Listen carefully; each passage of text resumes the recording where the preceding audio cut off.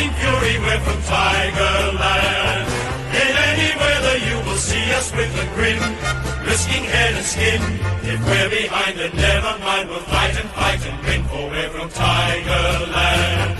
We never weaken till the final siren's gone.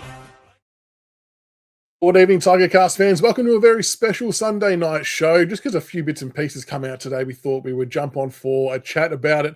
I'll apologise in advance if my voice gives out. I am battling through tonsillitis, but we'll get there. I've got a lozenge, I've got some water, and we've got some more than handy people on deck to assist with talking some shit and filling in some space in the meantime if I do have to disappear. But Grant, how are you, mate? Welcome. Yeah, going well, mate, and that'll make two of us who might have a bit of a voice issue. I am recovering from Metallica and Evanescence last night, so I'm a little tired. It was a massive night, but looking forward to it. Sounded like it, and like when I didn't have the context around why you got home when you did, but when I received a message saying, "Oh, good time, I just got home," and it was 1 o'clock in the afternoon, I'm like, what do you mean you just got home? But yeah, you stayed in the city, so that makes sense. But yeah, I heard lots of good reviews about the concert, so high reviews from you. What would you give it out of 10? I might be a little biased because Metallica are one of the bucket list bands that I've always wanted to see, so I'd give it a solid. I'd give Metallica a solid 8.5 out of 10. Yep. But Evanescence absolutely smashed it. I'd give them a 9.5. I reckon that Amy Lee in particular was absolutely fantastic. There you go. Do they have any more shows on in Melbourne, or was that it?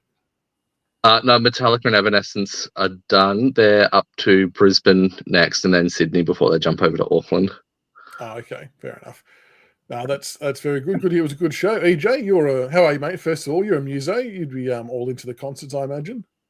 Yeah, love a gig. Not Evanescence aren't really my thing, but I'd go and pay to see Metallica. That'd be unreal. But Grocky Meldrum giving us the tour date rundown. Yeah. Meldrum. I didn't realise we'd be jumping straight on. I just opened everything up.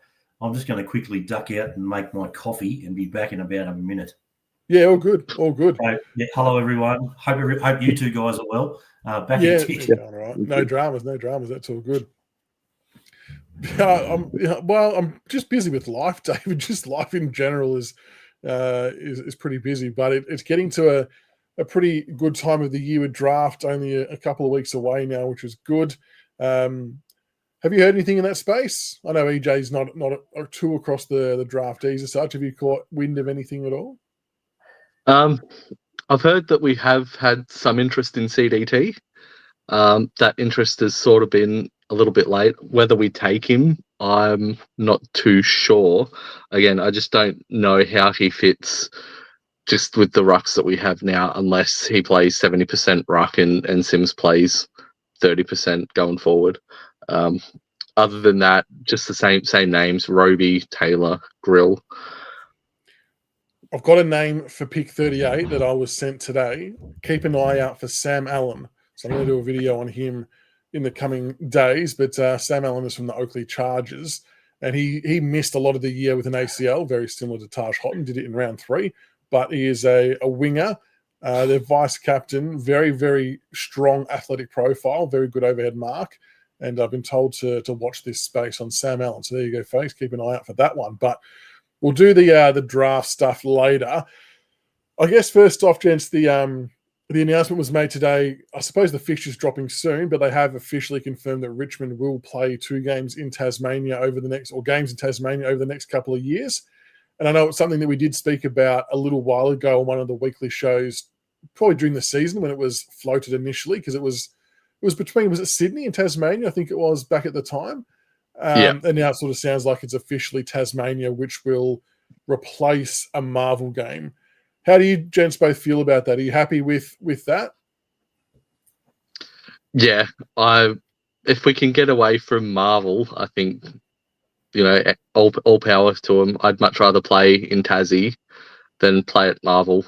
Purely, again, atmosphere-wise, Tassie's pretty good. The only downside is the weather. You just never know what the Tassie weather's going to be like. And in that regard, I'm also glad that our first game down there will be against Brisbane. who rely heavily on speed and precise kicking, if we can get a day where it's absolutely bucketing down and raining, the damage probably might not be so bad. Yeah, fair call. They're probably one of the teams that might, it's a polar opposite for them, isn't it, usually, with what they would experience up in Queensland. EJ, how do you feel about the couple of Tassie games just for the 2 years? Well, if we get away from that pile of crap that is Marvel, look, I will say this, going to Marvel from a viewing point of view, from looking at the ground, it's great. But it's just such a cold, soulless place, and we obviously hate the place. And it's hard on the bodies with the surface. And I can just imagine Dimmer at the Gold Coast now just going, campaign for years to get away from that. He probably lobbied for 10 years to do this. Yeah. And from a selfish point of view, my brother lives about 40 minutes outside of Hobart, so it's a weekend trip. Go down, see me brother, perfect. Go to the footy. How good's life? I think it's good. I think it's good for a couple of reasons. I think we've got a very strong Tassie connection and contingent playing within our side at the moment. Obviously, even past plays with Richo. Benny Gale, obviously, I know he's not at the club now, but did so much for us from Tasmania. Michael Roach. I think we've got some really strong links there. And I think we've got a really strong supporter base there too. And I think we're making some good coin off it to be able to help pay off the redevelopment. So for me, and from a business perspective, I think it makes perfect sense. In the next 2 years, I know people are going to automatically compare it to Cairns and some of the scarring we had from that. But I think the difference is at this point in time for the next 2 years, whilst the wins would be nice, of course, in a home and away season, us playing in Tasmania for a game or two won't be the difference between us playing finals or not. So I don't think it's going to be too detrimental on that front, but we get a free hit at raking in some good coin to chip away at the redevelopment that isn't fully funded. So that's a key thing to remember. The last stage, I don't think is funded yet. So if we don't do things like this, I would assume it comes out of maybe the members' pockets in some way, shape or form, as to try and find ways to do it. So I think this is a good outcome for everyone involved. Yeah, absolutely. Surely we just do what Geelong do, put the hand out to the government and get the money. That's how it works, isn't it? Yeah. Well, I mean, luckily we didn't do a Collingwood and say we just don't want to have to travel. Yeah. I mean, looking at it, as you mentioned, we're at the stage now where on-field success isn't the main goal over the next 2-3 years. It's about getting that foundation in, game plan and everything. So we're at the stage now where with the redevelopment, with, the club wanting to reintroduce the VFLW program as well, selling games to bring in another form of income is massive, because as much as people criticize the Gold Coast deal, that helped us wipe off a lot of debt and also get our VFL standalone side up and running as well, which has been massive over the last 10 years or so for the success that we've had. So I don't understand how people can be criticizing this deal, because it's only going to benefit us going forward. And again, I'm so glad it went to Tassie rather than Sydney, given, as you mentioned, just the relationship we have with Tassie football, obviously with the current players and past players. It's just the Tassie Tigers, it's massive. There's a really loyal supporter base down in Tassie, so I'm so glad we opted to do that to reward them rather than going to Sydney. And I know all clubs are pretty good at doing stuff like this, EJ, but just thinking ahead, I'm thinking about all of the clinics and the community work that the Tassie players can go and do to do something for their community and their local club. I think that's going to be really awesome and mean something good for them and their families as well. So I think on that front, it's a big win too. Yeah, I think it is. And I'd be very interested to see when the details come out just how we are being compensated financially. I would love to know the figures. I'm sure that will come out in due course. But I, like Grock said, I think this has been really well planned, and I don't think we would have done it if it didn't work for us. Absolutely. So you go back 20 years and our club was a bit of a rabble, right? That's not going too deep. And I mean, Terry Wallace is talking about having to paint walls in his first couple of days at the club, and you can hear rodents, inside. We've come a long way. We've been set up really well. Everything we're doing now is methodical. So am I happy that we're selling a game in total? No, because I'd rather have all home games in our state, et cetera, but understanding the reasoning and the rationale behind it, I can live with it for 2 years, especially, as Rock said, where we are in the cycle. Now is the time. It makes sense. And it is interesting when we talked about the Tassie connection in the history. If you were to name the 5 greatest forwards for the Richmond Football Club, 3 of them would be Tasmanian. Yeah. 4 of them would be Tasmanian. Yeah, four probably. 4. Richardson, Rewalt, Hart, and Roach. I mean, the connection makes sense. Like, it's because there's a chance to get those guys involved in activations and stuff down there. Like, imagine what it would feel like for them seeing their football club doing something in their home state. I think there's so many things that can be done to make it worthwhile. And if the reported $1 million is what we're getting, I would assume that's substantially larger than anything at Marvel. Is that per year? I would say it's per game. Yeah. Okay. Yeah, I think that's per game. Per game. Okay, that's a good figure. Per game. And look, if it makes even a 0.001% difference in keeping the Tassie boys away from the Devils, I'm all for it. Yeah. Bit of strategy 100%. In there as well. Yeah, $1 million game. I'm with you, Jordan. $1 million game, pretty good going. It'll also be nice to actually have a game where we're the replacement, as opposed to other clubs having their replacement home game against us, like Hawthorn did for Dusty 300th. Yes. And that's the other thing, is we don't miss out on the home game, so that you do end up getting 2 replacement games throughout the course of the year. So I think the membership benefit-wise, it stays the same. No one misses out. I'm not sure of the mechanics of how the replacement games work in terms of securing seats or tickets or anything like that, but it'll still happen. Come Hicks in the house. How are you, mate? Hey, Hicks. We've got a comedian in the house. Rod Dudley says maybe the AFL could arrange with Virgin to offer discount airfares to airfares for football trips. You'd think so. I mean, we can't have that type of common sense floating around. Jesus. You'd think that would happen. Not so much a discount, but just don't hike them up in finals. That's all people would probably ask. But, I don't mind it. What will be interesting is to see what happens after the 2 years, whether there's a push. I guess from a Tassie perspective, I feel like there might be a more of a push from them for us to stay there once we start getting better, because it's going to draw more of a crowd. We'll be playing better football. So then it'll be interesting to see what we do there, whether we cut ties straight away or whether we keep entertaining it.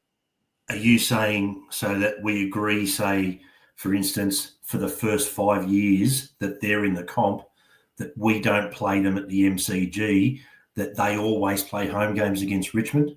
Is that sort of where you're heading with that? Yeah, maybe. I can see that. I think we did. I don't know whether we officially did something like that with Gold Coast, but we seemed to play Gold Coast quite a lot, because we were one of maybe 3 teams that could sell out that stadium, even when the Gold Coast weren't going well. I think Collingwood were another, and they would often strategically place Richmond and Collingwood up in against the Gold Coast on like school holidays and things like that to really maximise it. So I can kind of see something similar happening with Tasmania.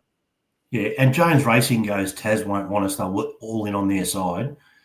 I don't think he gets the point that Tasmania, they want their home opponents to be some big clubs, because that will draw the crowds. Tassie versus Freo isn't going to be drawing a big crowd if they're not getting sellouts. Tassie versus Collingwood, Tassie versus Richmond, right? Tassie versus a team that's been down there for years like the Hawks, they're going to pull good crowds for the home club and therefore be financially beneficial for Tassie. And if we get something out of it, happy days. Yeah, I think I remember seeing a survey somewhere that said Richmond was either first or second for the supporter base in Tassie. It was Richmond and Hawthorn were 1 and 2. So it makes sense for us to be the one to go down there, because they're going to get the crowd straight off the bat anyway. I think they're going to get great crowds straight off the bat, no matter who plays. I reckon there's going to be massive buy-in from Tasmanians. Absolutely. And flights will be generally cheap anyway. To Tassie, they're usually under like $80 anyway. Oh, there you go. So we're playing Brisbane down there. I don't reckon. I've been going to Tassie a lot in the last couple of years because my son's got a girlfriend down there now. Trust me, you can have the sales, but they certainly also they find a way to add on baggage, and then you end up paying through the roof anyway. If you can go places with just carry on, you're all right, I reckon. Yeah. It'd probably be end up cheaper doing the Spirit of Tassie by that point. If you're going to do the Spirit, don't do the day trip. It's the worst day of your life. Yeah, is it really? I was looking at it earlier, and like there's a 10 p.m. departure that gets into Tassie at 8:30 in the morning. I was like, perfect. That's the one. The overnight's great. You go to the bar, you have a few beers, you knock yourself out, maybe put $20 in the slots, and then you go to your cabin and you go to sleep for the night. You wake up, you're in Tassie. The day trip, you're just staring outside. It's like, my goodness, this day's never going to end. It's terrible because you can't because you're on the thing and you got to get your car off, so you can't. Yeah, okay. You've got to be in good condition. It's a very, very long day. Especially with young kids. That's a good point. Apparently, we're playing at Ninja Stadium, which is where we played the Kangaroos this year. Yeah. So there you go. That's all set in stone. I think that's okay. I think it's a win on a lot of fronts for the club on a lot of different levels for a couple of years. The other big news that come out of the AFL today, which will undoubtedly divide a lot of people, is they've officially announced there's going to be so they're calling it Wildcard Round Finals, Finals Series, Finals Game, whatever you want to call it, into the 2026 season. So basically, it means that there will be a 7th versus 10th game and an 8th versus 9th game in the bye week of finals that we have now. And then the winners of those games will get reseeded. Whoever wins first game will be 7th. And then, you commence your final series the following week like normal. So how do we think? What do we think about the wildcard final series? It always felt inevitable in a lot of ways. However, I don't think I ever anticipated it coming in this year. There was not enough noise for me to think, oh, yeah, it's a real chance. But here we are, 2026, the wild card is in. Don't like it, especially not when there's less than 20 teams in the comp. If there had been 20 teams in the comp where half of them, the top half sort of do and then you have the wild card round. But with 18 teams, top 10, there's 10 teams that could potentially make finals. I just think it's too much. I just don't understand why they've done it. There's no need to do it. I think with VFL doing it, obviously AFLW, it was only a matter of time that they did it. But again, I think it's just change for the sake of change. Again, and it's more money in the pocket as well, which is at the end of the day, it's all the AFL are going to care about. EJ? Right. This might take a little while. This is just Seppo bullshit. Like, seriously. Like, do we have to copy everything that America does? We've got the flashing lights and the pre-game entertainment, all that crap we've imported over the years. This is just rubbish. No one wanted it. Well, very, very few wanted it.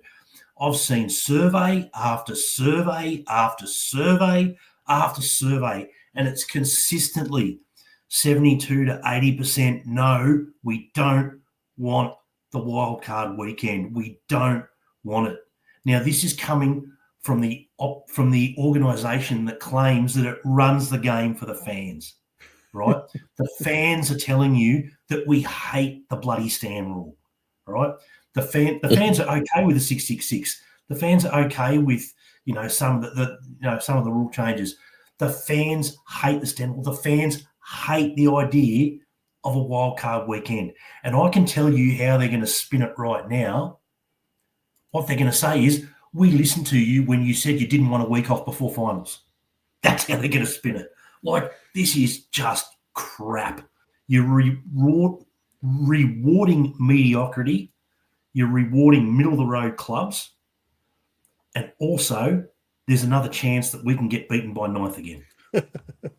Yeah. That's the main thing. I don't mind it. I would never have voted for it to come in, but I guess with expansion happening as well, what I want to know is it, and it was a good question that was raised on social media, is the wildcard game classed as a finals match? Like if Essendon was to win one, have they won a final now? And then, or does the finals kick off after the bye? Is this just because they've called it a wildcard final round, but I think I don't know whether think it's like how in terms of the history books, does that mean a club's won a finals match? I would say no, because as you said in the introduction, they do the wild cards and then the finals kick off as normal. So I wouldn't say unless it's an actual elimination final. And so absolutely now, not. and I mean, I suppose a byproduct as well is interestingly the top six. So two of the teams outside of the four, I guess, benefit by having a week off, whereas the teams that they'll play against are playing. So there's another layer there, and then the third layer, which is interesting, is the AFLW have traditionally kicked off in that finals bye week because it's free airspace, and now that's just been knocked on the head too. So I'm sure they'll be pretty pissed off about that as well. And someone also made the point as well, for those, 7th, 8th, 9th and 10th, for the two sides that do qualify, it means that they've also played an extra game compared to the other finalists as well. So the likelihood that they make it to the grand final is even less. Another chance to get injured. Whatever. And your question, is it considered a finals game or is it not? Honestly, I couldn't give a shit. I just couldn't care. I'll tell you the one positive of this happening is that it means that the weekend has some football. But for me, what should be happening is that we should be having the elimination finals and no bye before the bloody finals. Yeah. And none of this 9th and 10th malarkey. So if we look at this year, for example, do you think a team like the Bulldogs, I think it was Bulldogs in Sydney who might have finished just outside the 8 this year. Yeah. Do you think either of them in this new scenario, could they have caused some damage in finals? I actually think the Bulldogs could have. I know they didn't beat many top 8 sides in the year. I think on that front, it'll make things a little bit more interesting, but I think it's going to take a little bit for people to get used to and to come around to. But do you think there's a chance that teams could rattle a few who've just missed out, given how high the standard is now to make the 8? Like it used to be 12 wins and you're in. Now teams are missing out on 14.5 wins. It's crazy. It's only taken 6 years, but David Rosa said, EJ, you were finally dead right. You're finally dead right. Right. Can I flip the question? Can I flip your question, Michaels? Yeah. Right. You said, can the teams cause damage? Against the lower ranked teams? Of course they can. Can those 9th and 10th teams win the flag? I mean, you would say statistically no. Honest. Right. Statistically no. Well, I guess what the AFL are trying to imply or trying to suggest is that the competition's a lot closer than maybe we all think. But, I mean, you look at the teams this year, anyone outside of the 6 was probably not really a strong chance to take it home. But if this is their way of trying to do equalisation, I think maybe some other things have to happen with it. But look, a team will jag a couple of wins and get to a prelim at some point, no doubt. It's not going to be. I will guarantee you this. When I finally pop my clogs in 30 or 40 years' time or whatever, I'll guarantee you when I cark it that 9th or 10th still haven't won the flag from that position. It won't happen. It's bloody pointless. It's pointless. Yeah. Do you reckon they're just trying to remove the element of some dead rubbers late in the year? Is that maybe a bit more of the angle of what they're trying to do? There's always going to be dead rubbers. Yeah. And once top 6 is locked in, what's stopping the sides in the top 6 from resting players once they've gotten, they know that they're guaranteed for at least the first week of finals? Again, I think they're creating a really bad situation for themselves. And purely from a Richmond supporting point of view, where the fuck was this 20 years ago?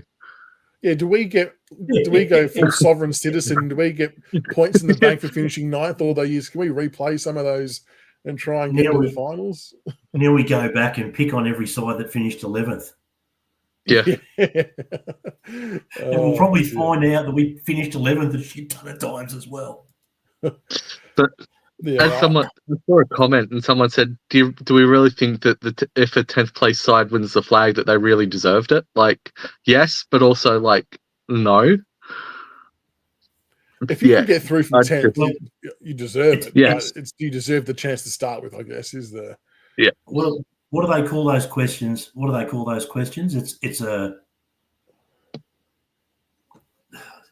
doesn't matter. That question doesn't matter because it's not going to happen. Yeah. It's just not going to happen. It won't happen. I'll guarantee it. It's a moot point. Yeah, it'd be interesting to see. And someone made a good point. When you talk about the TV rights, it adds more value. So there's more method to their madness than what we just see on the surface from purely... It's all about the TV. It's got nothing to do with the integrity of the game. Yeah. And it's nothing. It's all about the money. That's all. It's going to be interesting to see, how clubs or coaches can exploit this somehow, with like you guys mentioned with the resting players and bits and pieces like that. On the plus side, it gives us another chance for Carlton and Essendon to shit the bed and laugh at them. Well, that's always nice. Dons win a final. It doesn't count. I agree with you, Jed. If the Dons win one, we can't count it. We're not counting that shit. 100%. But I was reading it on the train home today, and the first thing that popped into my head was Oprah. You get finals. You get finals. Everyone gets finals. Like, yeah. There you go. Cam's just said. There we go. Cameron Hicks. Thank you. From the NBA, only one team has made it past the conference final since it's been introduced. There you go. So statistically speaking, it's not very likely to happen. But anyway, we'll see. We'll see how it plays out. What about the opening round? Hey, Damien Crombie, EJW, you can't guarantee something that hasn't happened yet. Yes, I can. I'll take any bet you want. It's just not going to happen. It's not going to happen. You know what? I am going to have sex with Margot Robbie.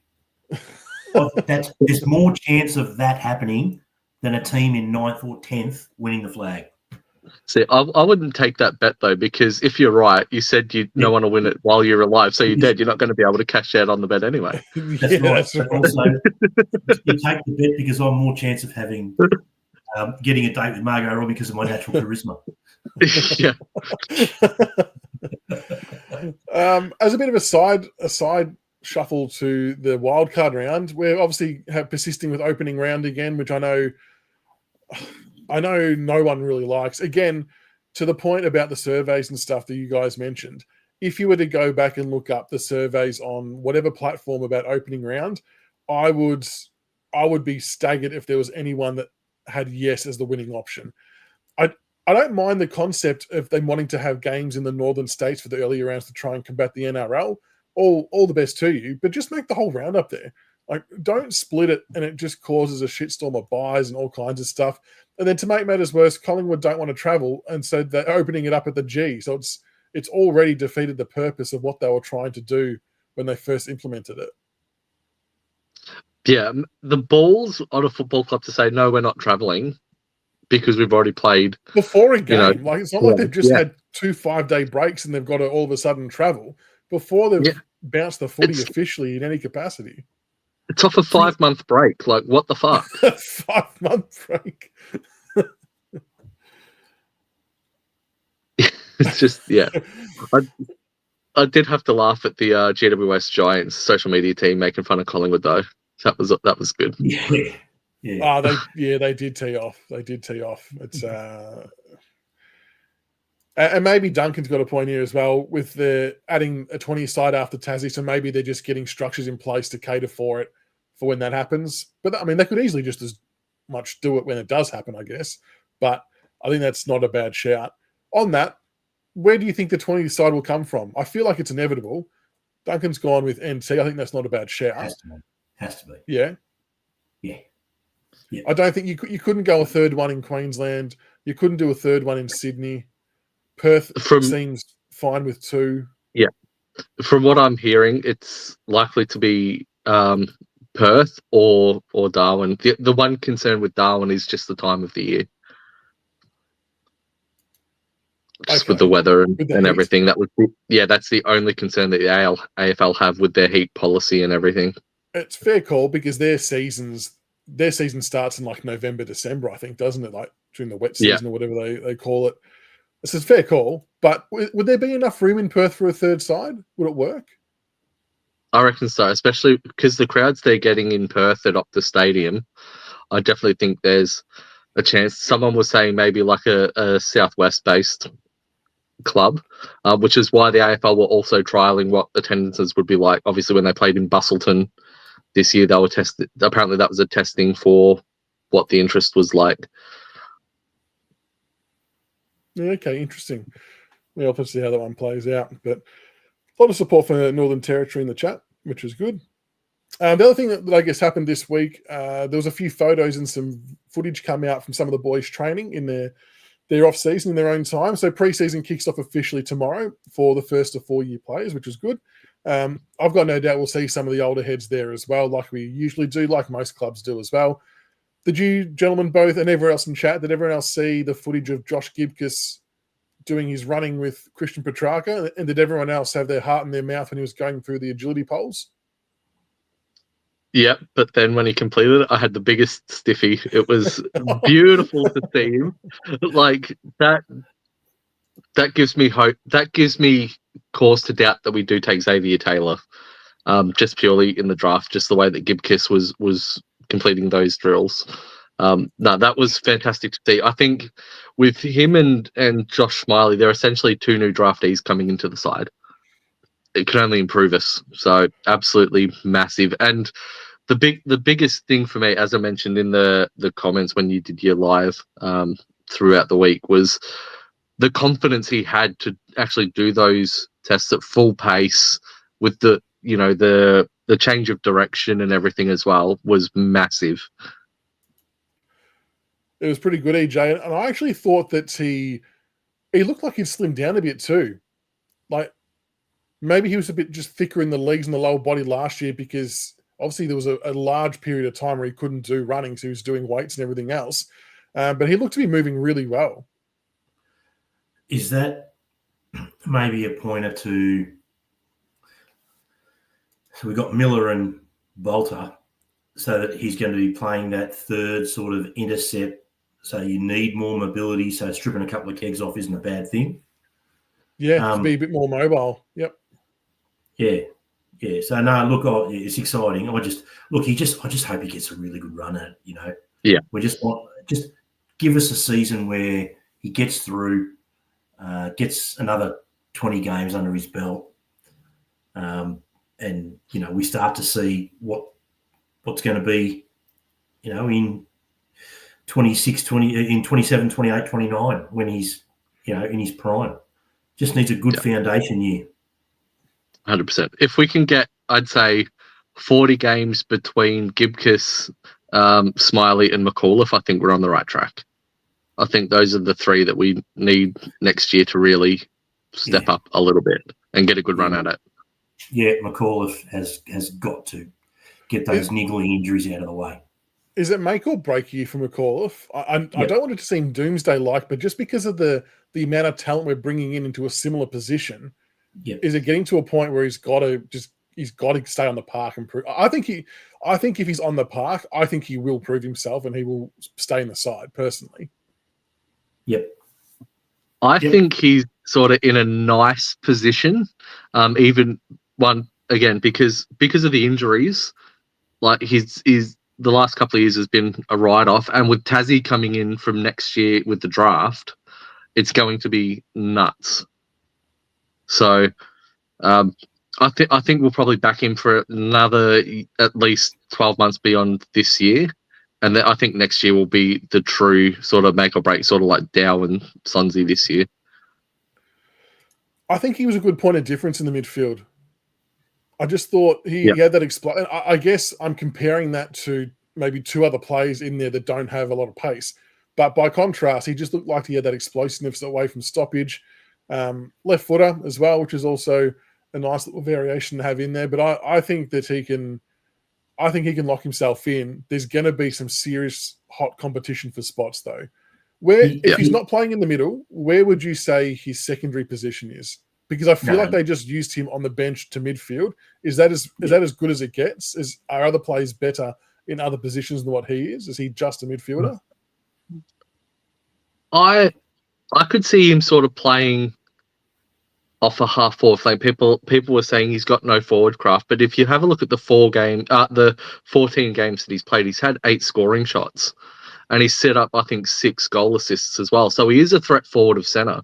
So there's a chance that he could be sort of like that Kane Lambert transition type player. But I think the fact that we delisted Dow means that we're backing in McAuliffe for a big year because of the way that they play, as obviously the player of difference with speed.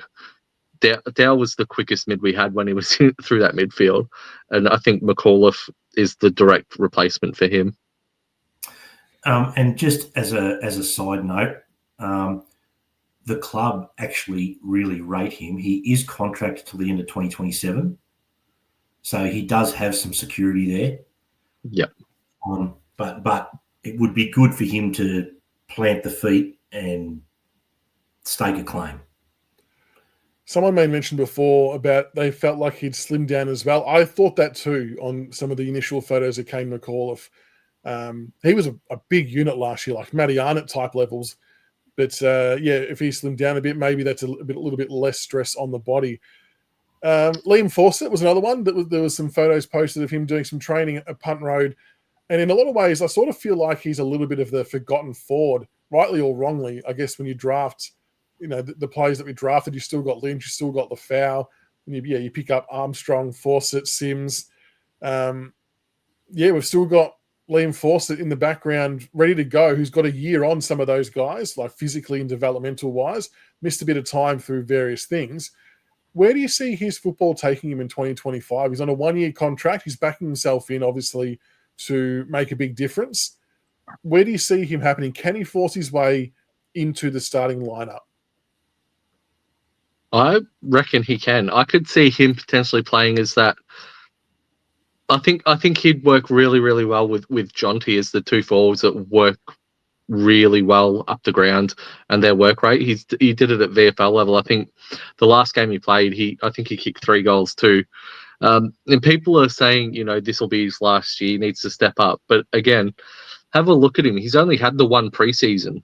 The first year that he was at the club, he had the back issues and then glandular fever, which rode off his first year at the club. So he's essentially coming off. I think he'd only played 6 games of VFL football before he actually debuted for us. So if that doesn't speak volumes to how much the club rates him, I don't think anything will. Hey, Joe, what do you feel about Liam Fawcett? I think he's got a few ahead of him. If he does break into the side, he's done a great job. There's a bit there, but there's just we've got so many quality tools now that we're going to want to get games into Jonty. We're going to want to get games. I think Gray's ahead of him, right? You think Gray's ahead of Fawcett? Yeah, I think so. As a forward? Yeah. No. As a forward, I think if Fawcett wants to get in, I don't know if he can just pigeonhole himself as a forward. I'd rather get games into Armstrong, Sims, Jonty. He's probably long term got more to offer than McKelty, just from an age point of view. But realistically, he's 4 or 5 back, so it makes it tough. Throwing out, and I've got no idea if he's even done this role as a secondary role. Could he be a hybrid ruckman to give Nank rest and then go forward? Would that be a way to try and squeeze himself in? Well, with the new rules, possibly. Because Nank is going to become a dinosaur. Yeah. And that's one of the reasons why I wouldn't be against us drafting CDT, but we'll talk about that a little bit later. The one thing with Fawcett is his athleticism. I think that's one of his biggest strengths. Mm. And I'm not sure putting him in the ruck really allows him to make the most of that.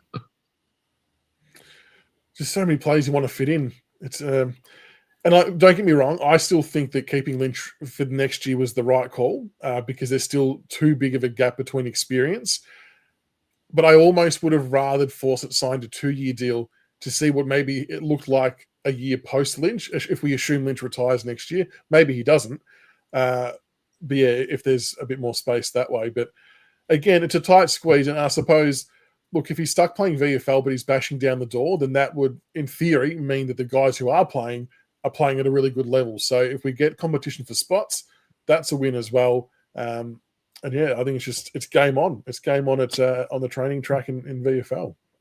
Yeah, and that's where I would have liked to, as you said, maybe sign him to the end of at least 2026. So he's got another couple of years on his deal. Because if he does get stuck behind, Jonty and Harry, and he's bashing the door down at VFL level, maybe there's a chance we could have tempted one of the South Australian sides in a trade and had them cough up a little bit in value. Interesting. The other note that was made on Caesar's report on Punt Road End about the training was there was a running group. They were doing like a sprinted lap, and then they would jog a recovery lap. I think it was by 8 or 10 reps, whatever it was. And in one of the groups, there was Hugo, Ralph Smith, Jack Ross, Jaden Short, and Jasper Alger. Now, Rossi and Hugo are very, very renowned for their running in these type of drills. But the pleasing news was that Jasper Alger was winning or like shoulder to shoulder with Hugo on the sprint lap. I'm really pumped by this. You all know I was pretty keen on Jasper Alger getting some games early. I don't hide that, but it makes me wonder: is there more flex in his role as well by boosting his fitness levels? I'd love to see him play round one. I think he just adds such a point of difference to our forward line, being someone who's a little bit smaller but still a strong mark, good work rate, and can just be that good link man between the arcs. I'm really pumped to see what Jasper can do. Yeah, we've mentioned the Lambert type role as being one of the missing links since he's retired between the forward and midfield transition. I wouldn't be surprised if they're grooming him for that role, especially if they're getting him up with a few of the other midfielders, working on his running patterns and building up that endurance, because I think he's one of the more flexible small forwards that we have, just with the tool set that he has and his strengths. A lot of the others, they're purely like small forwards, or they're locked down. They don't have the ability to go through, unless it's like Seth Campbell. Morris has sort of shown it at times. But I think he's the one that could be almost anything. So I would like to see him as that conduit between midfield and forward. I think he would be really, really dangerous. Yep, get him in round one, EJ. I haven't seen enough of the off-season to make the call. I like him. I think I like his hands. That's what I do remember. I think picking out 23 for the opening game is going to be really, really tough. And it's going to be something we're going to do in the new year. We'll have a crack at doing that. But you're right. I've got a video coming out tomorrow of a 2027/28 best 23, but the premise of it was including some of the potential draftees from this year. But even then, it's tricky. Like with everyone fully fit, and I even have had a go at doing a 2026 one with a fully fit list. It's not easy to try and find that right balance. And yeah, what do you rank higher over others? I don't know. Josh Smiley, we obviously mentioned earlier as well. Seems we're still doing all the running. What are our hopes for him for 2026? He's another one that's slimmed down as well. You can just see in his shoulders that he's dropped a little bit of weight, but he's toned up as well. Like, he just looks stronger and fitter. And I think that just goes to show the work with the rehab and conditioning. Most of the players that have either had the issues with the injuries or endurance, they've slimmed down and toned up. They haven't added weight, or they've become really bulky. They're looking stronger and fitter, which I think is by design, trying to lessen the load on their bodies through the running and endurance building phase. But again, I think if we can get, a pass mark for me with Smiley next year should be 12 games. I think if he plays less than 12 games next year, I'd be concerned about what is actually going on, unless he's actually injured. And then again, there's a separate conversation. But if he has no injuries, if he doesn't play 12 games, I think alarm bells should start to sound. This isn't a loaded question. 12 games AFL, VFL, or anything? AFL. AFL. Okay. Right. I think with your interview with Uze, you did the press conference, and he dropped, that was at the end of the year, and we're talking about, maybe come back for the VFL finals and blah, blah, blah. And he just dropped that little nugget, and he says, look, he's finally working out what's required to be an AFL player, right? And I mean, that we being careful with what we say. There was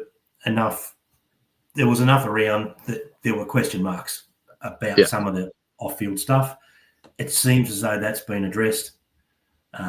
There's been movement in a positive fashion. So he's been at the club religiously, by the sounds of it. He's been putting in a shitload of work, which is awesome. Yeah, I mean, he should be looking at everyone else in that draft class and saying, I'm missing you. Yeah, I want to piece of it. And it's on me. It's on me. It's not on anyone else. It's on me. I'm getting that vibe that it's really driven and added fuel to his fire to smash 2026. So I won't be surprised if he tears it up this year, to be honest. I think it will. I have a question in regards to the list then. Yeah. So we were waiting through that whole period, and then there were 2 people uncontracted, and it came down to it, and Dow got cut, and Sonsie got another year. What do we see as a pass mark for him next year, and where do we see him? Because I've mucked around with the best 23, and I just, even before the draftees come in, when you've got players coming back from injury, etc., I found it really hard to find a spot for him. It's a good question. I think it really depends on who we pick in the draft of where Sonsie fits in the side. If, for example, Dyson Sharp is there and we take Dyson Sharp, or we take Sam Grill, I think that puts an end to Sonsie as an AFL player. Roby potentially. If Sonsie plays more than 13 or 14 games next year, I'd be surprised and worried about what's happening. I think there's far too many more important players list wise who should be getting games ahead of him.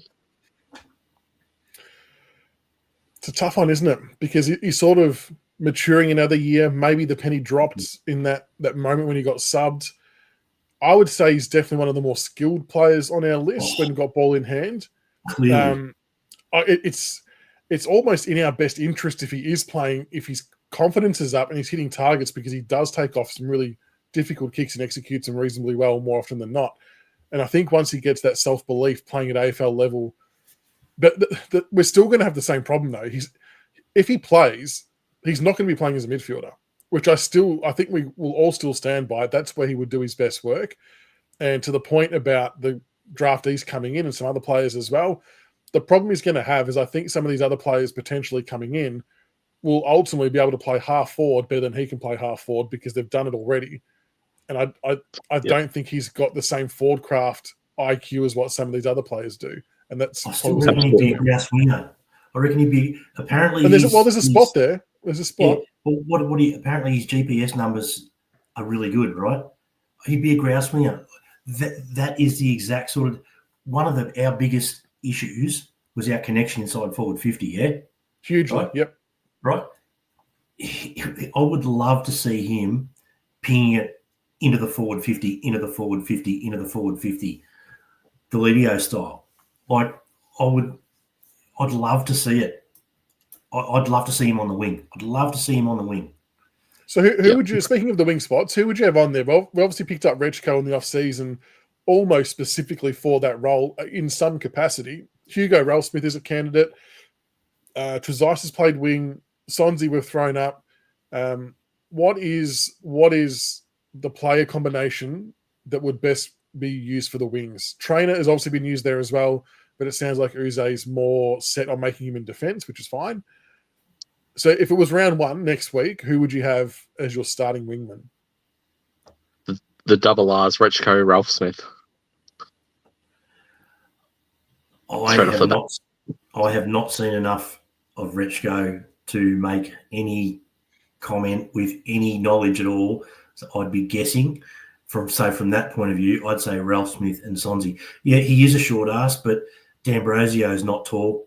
Langdon's not tall. There's plenty of average height wingers getting out there. I mean, D'Ambrosio is a fantastic link player for the Hawks, right? That's what we're after. So I'd go Ralph Smith and either Trezise or Sonzi on the other one. My wild card for the wing, and it may not happen until later in the year or even in a year or two, Josh Smiley is my wild card. Dan Curtin-esque on the wing. My wild card, and I'd love to see it, would be Fawcett. The taller wingman, the athleticism. Like, he watching him at VFL a few times, he gives off young Richo vibes to me, just the way that he moves and just the look and the hair flowing and everything. I think he could potentially be a decent wingman with the traits that he has. That's interesting. How's that? I agree. I think Xavier Taylor can play on a wing if we were to draft him. It could unfold similar to what Trainer did this year. Trainer could roll into the defence and Xavier could play on a wing. That could most definitely happen. I've seen Samson Ryan mentioned. Now, with the ruck rules, the changing of the ruck rule, I actually think this benefits Samson Ryan's game. I would love to see him take advantage of this and make the most of it. He's still contracted till the end of 2027, I think it is. Nank's getting a little bit older. Ryan's now hitting that age bracket where ruckmen sort of really start coming into their own. I guess the problem is we've not seen any evidence prior to that to suggest it's going to happen. Doesn't mean it won't. It just means it's maybe less likely. What do we see Samson's Ryan role looking like in 2026? Is there a spot for him to be the fifth? Well, I think we might need a fifth player on the bench to be a ruckman, whoever that looks like. Sims is going to be out for a little bit, whether it's Ryan, whether it's Hayes Brown, whatever it might be. How do you see 2026 unfolding for Samson, given the club have heavily backed him in? Go ahead, EJ. If Samson Ryan is the answer, we are asking the wrong question. Yep.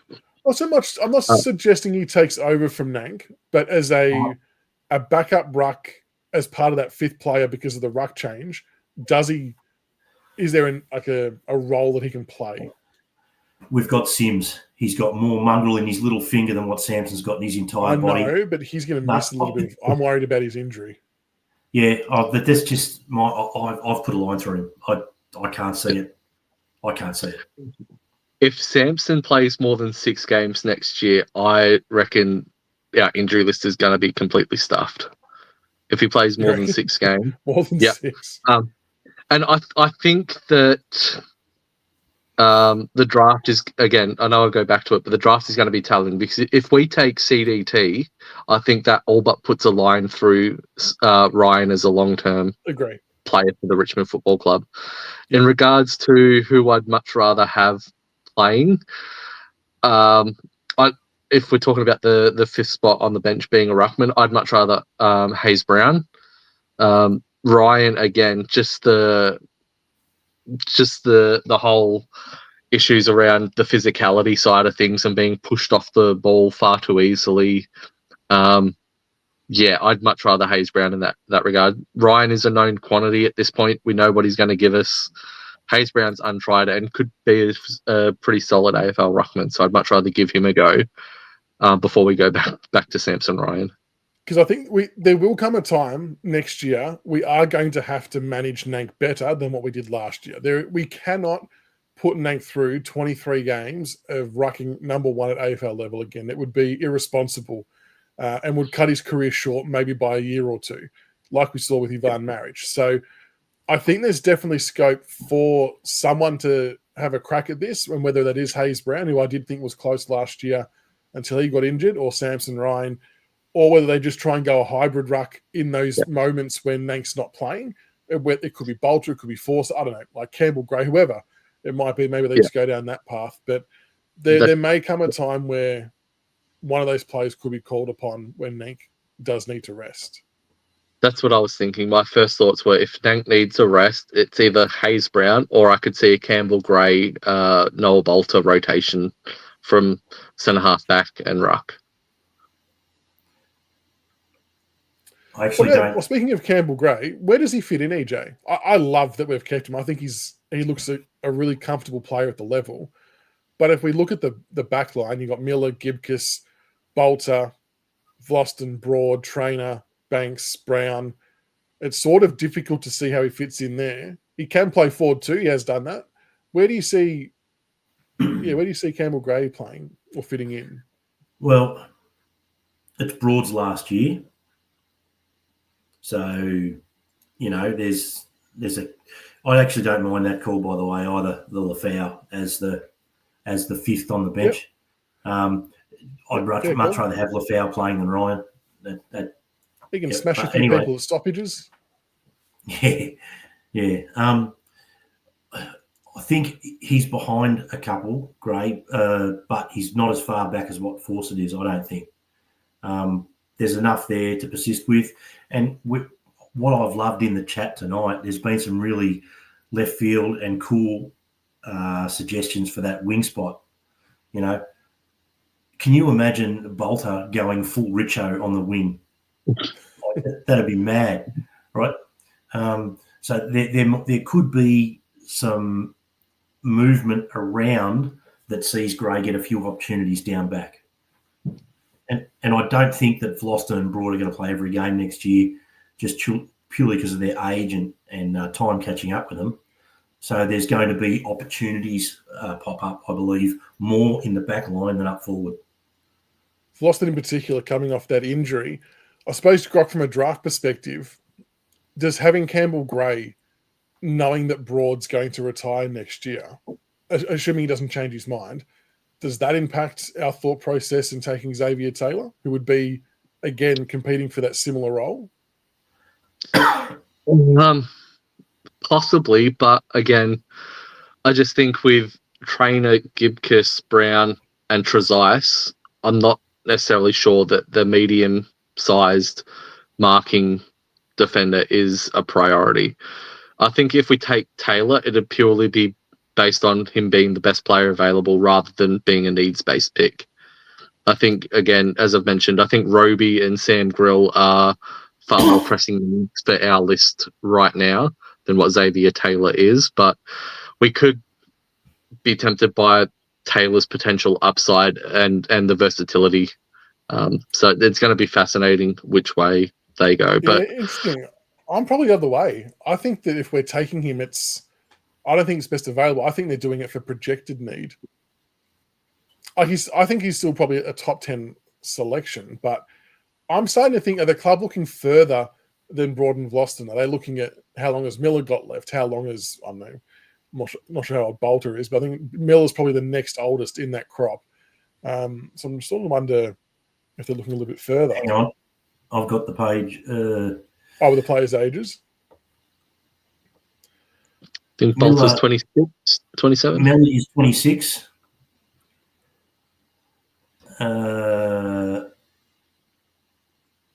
And Bolter is 26.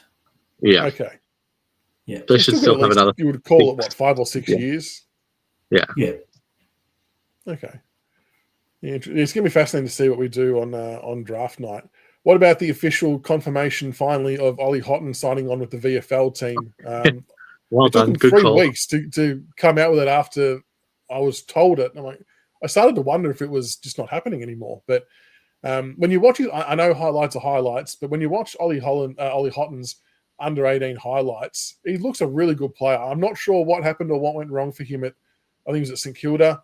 I don't know whether, I think there was some injuries factored in there as well. Injuries were massive, yeah. It was it? Okay. If he can get to somewhere near his best, there could be some considerations at play for a mid-season listing if he's doing well. I don't mind. I think it's a free hit for both parties, really. Absolutely. 100%. I really don't mind it. And again, it's going to help I think having Taj at the club as well is going to help him really push himself. So yeah, I just think it's a smart business by the club. I like it. Well, yeah, Dave's calling it. Will be our mid-season pick next year. Yeah, he's a talented kid. I encourage everyone to check out his highlights. We'll talk draft quickly. I know, EJ, have you had? I know we talked about it a little bit last week. Have you delved into any of the players yet? No. No, I'll dead set look at it with about 2 weeks to go. Yeah. Well, what is it? It is 2 weeks, is it? It is. Yeah. 19th. Yeah. So I'll probably start looking at it this week. I've got, and not that the viewers don't need to know, I've got plenty of stuff going on off in real life at the moment, and just haven't had the time to put into it. And so I don't want to just bullshit my way through it. I'll have a look before I open my mouth. No, that's fair enough. Well, I mean, what do you think from a needs perspective, just in terms of a player type, not necessarily naming a player, but from a positional or a archetype of a player, what do you think we need to be targeting in this draft? Well, we don't need a key forward. Could you imagine if we took a key forward in this draft? Look, you can never have enough quality mids. North Melbourne. Sorry, what was that? North Melbourne. Purely drafting mids. But I think that if there was, so this CDT guy, he's like this gun ruck, right? Is that right? Well, ruck's actually one of the things he needs to work on. He's tall, he's mobile, right. So, but with the future ruck rules, so there's no banging into each other now, and with jumping being part of the thing, it would suit his athleticism, yes, which is very unique in a good way.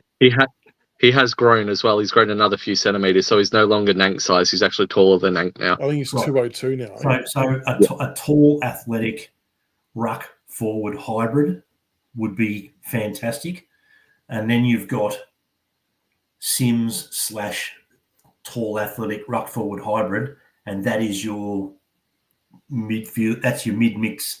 That's your ruck mix going forward for years ahead. I think that would be really cool to address. But apart from that, just best available, I think. That is not a key forward. That's not a key forward. Pick 3 and 4, Grok, who are you taking? Firstly, leg speed. We need run. That's been glaring. It's through the midfield, off halfback, especially with Rioli gone. I think last year, with the way that we moved the ball out of the back line, really showed that we missed what Rioli provided, and maybe we didn't appreciate how much Rioli actually contributed, even when he had quiet games. So I think Sam Grill will most likely be one of our picks. I think he's probably the player in the draft that fits us the most. I think, and again, he's mentioned his time at the club, played for the VFL, absolutely loved it, meeting all the boys and everything. So the connection is still there.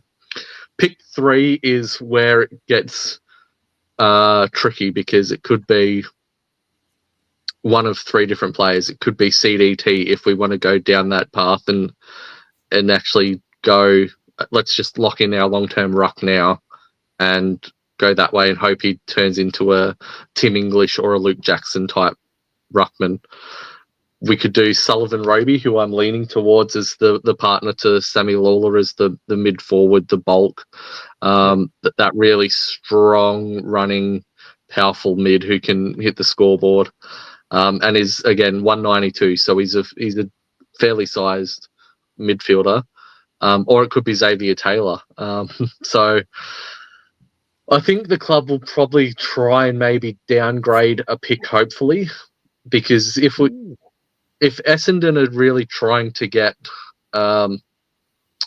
CDT, I would almost not be against going, okay, we'll give you pick 3 so you guys can take CDT, but you give us 5 and 6, and we'll give you our future first back, and then we can get all of Roby, Taylor, and Grill. I think if that works out that way, I think we will have absolutely nailed it. If we had, do you mean as in we would give back our future first? Yeah. I don't know whether we could do that though, just because of what we've got next year with NGA and father son. Yeah, that's the only thing. So if I had the preference of 2, I would go Roby and Grill just purely based on what our list needs right now. A few people saw that from Cam. So I mentioned it earlier. So in regards to our pick in the 30s, Sam Allen is a name that's slid across my desk to keep an eye out for him. Obviously, Leon Kickett was one that was published by the Herald Sun the other day, who I posted highlights of. He looks like a really, really good talent. And the Kickett one, I think, sort of makes sense given that we're moving, like Alga is training with the mids. Given that Kickett is a small forward as well and can sort of go through, moving Alga up, I think lends some weight to the Kickett at 38.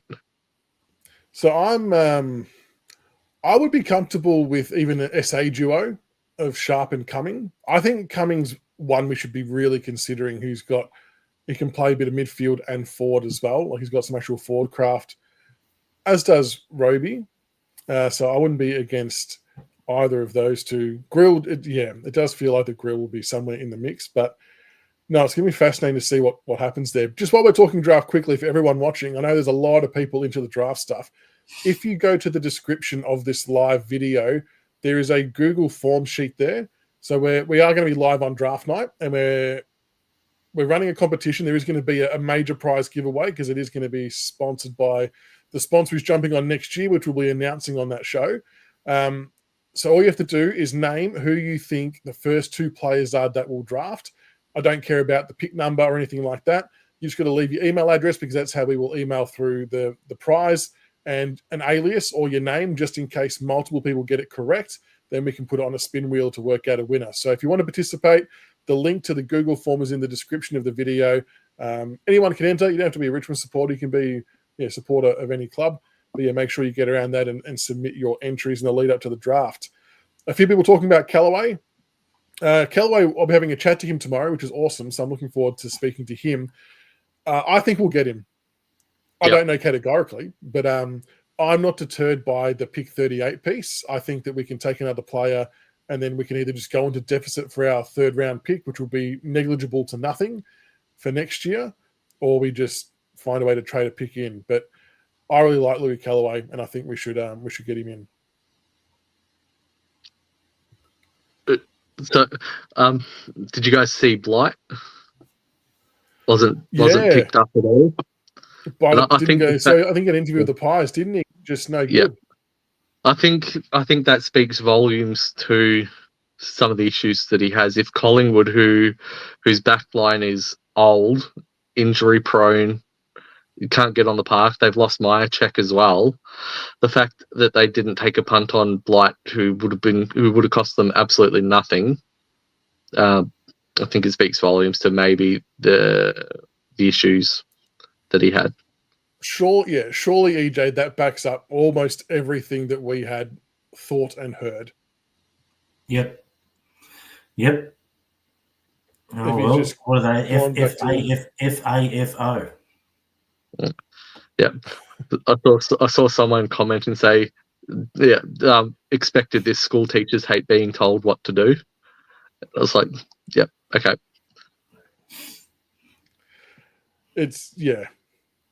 And it's funny because I still see a lot of comments from Richmond supporters saying that we shouldn't have got rid of Blight because we got rid of Young. I'm like, even if we got rid of Bolter as well for whatever reason, they still would have got rid of Blight. Like that was happening no matter what happened around any of that. He was Gonski. 100%. Trying to build, the culture with the young list, having someone on the list that just, from what we've heard, wasn't great with his body language and attitude, easily to get rid of. But I saw someone else comment and say, I just hope he doesn't tear it up and then Geelong draft him in 2 years' time. That would be a dagger. Yeah, a dagger in the heart for sure. I think that's it for most of that stuff. First of 4 years starting back tomorrow. Are you looking forward to seeing anyone back out training, EJ? Is there anyone that you're wanting to keep a close eye on? I'm actually keen to see Taj Houghton and just to see, and like to your point that you made quite a lot throughout the year, what we saw of the 2024 draftees last year is the worst we're going to see of them because they've not had that base, that fitness, that anything. So now they're doing their first full AFL preseason on the back of completing their first AFL season, if that makes sense. So I'm actually really excited to see what they're going to be doing, what they're going to look like, and how they're going to train. Yeah, I'm probably interested in this Retco character because I don't know much about him, so I'll probably want to learn a bit about him. Yeah, I think I'm keen to see what the 2K time trial results come back as, Grok, because Retco, by all reports, is a very, very good runner on that distance. And then in light of the new Elgin news, it'll be fascinating to see what he does in a lot of these running drills as well, whether he's taken it up a notch. Which would be very good. I'm excited to see Taj. I think we don't want to go too early like we did with Samson Ryan training the house down at the last preseason. And do it. Who cares? Do it. This could be the year that he steps up and he did nothing. But I'm really interested to see what he's going to look like because again, this is going to be really his first full preseason. Yeah. Obviously, he didn't do anything last year because of the ACL. So I'm really keen to see just the standards that he sets on the track. Whether he sort of eases himself in or if he just, is like a bullet at the gates and just comes out and absolutely smashes it. I'm keen to see Lawler, what the plans are for him. Does he train more with the forwards or does he train more with the midfield group over the course of the preseason? Because that'll give us a fairer idea of maybe what the plans are with the draft leading into it or post-draft as well. And I can't go a show without mentioning, but even Jonty, just how well is he moving? Is the plans for him to continue pushing up the ground and being that workhorse, or maybe bulk him up a little bit and play him at centre half forward? So they're probably the three that I'm looking forward to. Plenty to be excited about at training, no doubt, which is awesome. It's going to be good to see, see what Caesar sees, and we'll report back any findings on that front. In terms of what's coming up, before we wrap up, we're trying to find Cam's comments because he was deliberately prompting me. So we do have a mock draft coming through at some point in the near future from Cam Hicks. He's just finalising it all now, and we'll do a video on that. And we're going to try and keep a few of these mock drafts on a spreadsheet so we can compare them on draft night like we did last year. So we've got Cam's mock draft coming through. Tomorrow night, I'll be live with Jonty from Craft of the Draft /Zero Hanger to go through their mock draft and power rankings. And I've also asked him to do a power ranking of the top 15 with access of last year's crop and this year's crop. Because I've been a lot of people asking where do this year's youngsters fit into last year's. So I've got him to do that. Then on Thursday, Tommy Wolf is going to come back on, who was on earlier in the year, to do his mock draft. And I've asked him to do the same exercise. So there's a fair bit happening in draft world before we jump into the main thing next week on Wednesday the 19th. I think we'll be live at about 6:45 to 6:50 p.m. The draft coverage kicks off at 7, but I think they talk shit for a little bit and then they start doing the picks at about 7:30. So they talk shit for a little bit. We talk shit for a lot. Yeah, well, we add to them. We add to them. So it's it'll be interesting to see what happens. I think there's going to be a lot of extensions on draft picks selected because there'll be phone calls, there'll be trade offers, there'll be all kinds of shit happening. It'll be very, very interesting. So someone else asked why the draft's done so late. It's simply just because the kids are still doing their VCE exams. So that's obviously the priority for them is their schooling side of things. So that's why it is as late as it is. But and also the list lodgement is October 31st. So that's when the last list changes happen. So it can happen. Someone asked about any word on train-on players. I haven't heard anything in this space. Have either of you heard any whispers on who might be a train-on player at all?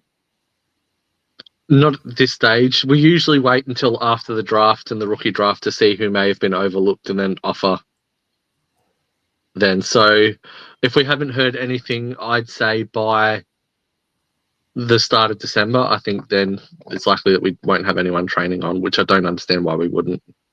Yeah, okay. Yeah, makes sense. Cam, I agree with this thoroughly. I do think that a lot of people have just slept on Callaway because they've just assumed he's coming to Richmond. They've not done the work into looking into him, but he does a lot of things really well. He was ultra consistent the whole year, and I do think if he wasn't tied to us, I reckon he would have gotten a bit more love as well in the draft. But having said that, I'm happy to get him for free or for minimal points / picks. So we'll be good to get him on board. Fingers crossed. But the chat with him will probably go up on Tuesday, I reckon. But looking forward to speaking to him. Before we go, drink review. I know Jonesy loved it. The Brookvale Union, the vodka, pineapple, and coconut. Coconut. Absolutely fantastic. If any of you guys have tried the Bundaberg pineapple and coconut soft drink in the glass bottle, tastes exactly like that. It is absolutely delicious. And it's got pineapple juice and coconut water in it, so it's not artificial either. It's really, really good.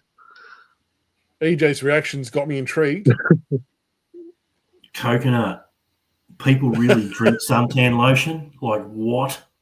Suntan lotion. It tastes a lot better than Malibu, that fake coconut taste in Malibu. This actually tastes like actual proper coconut, not the fake stuff.